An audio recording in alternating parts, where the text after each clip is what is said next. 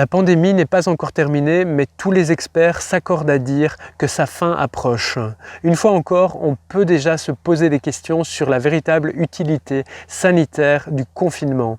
Bon, en gros, si on résume, tant qu'on n'a pas attrapé le Covid-19, on n'est pas immunisé et on est confiné pour ne pas l'attraper.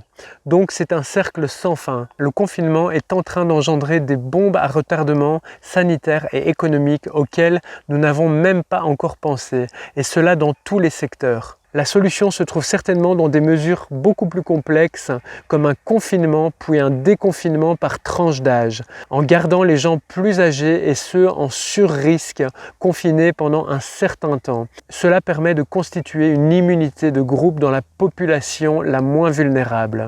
Après, je ne suis pas un expert, mais c'est les conclusions des nombreux articles que j'ai lus sur le sujet.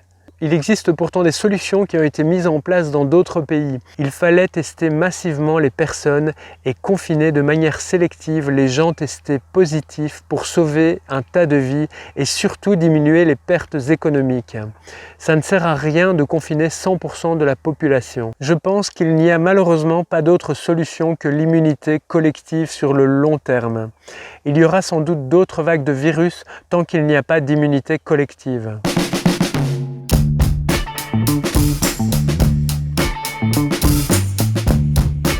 Il est probable que le confinement lui-même aura plus de conséquences sanitaires que la pandémie de Covid-19. On peut imaginer des troubles psychologiques, des suicides, des gens mourront parce qu'ils n'ont pas été dépistés ou traités pour d'autres maladies. D'autres personnes n'auront plus fait de sport ou développeront des problèmes cardiovasculaires, parmi d'autres exemples. On n'est pas non plus à l'abri de confinements à répétition avec leur lot de mesures anticonstitutionnelles. Si on opte pour des confinements à répétition et une non-immunité collective, il faudra sans doute fermer les frontières et renforcer les mesures liberticides pendant probablement de nombreuses années. C'est ça qui m'inquiète le plus. Par ailleurs, il est vraiment important de déjà penser à l'après-crise pour ne pas rater le redémarrage de l'économie. Les pays qui sortiront du confinement en premier seront capables de reprendre des parts de marché rapidement et domineront l'économie mondiale dans le monde de l'après-Covid-19.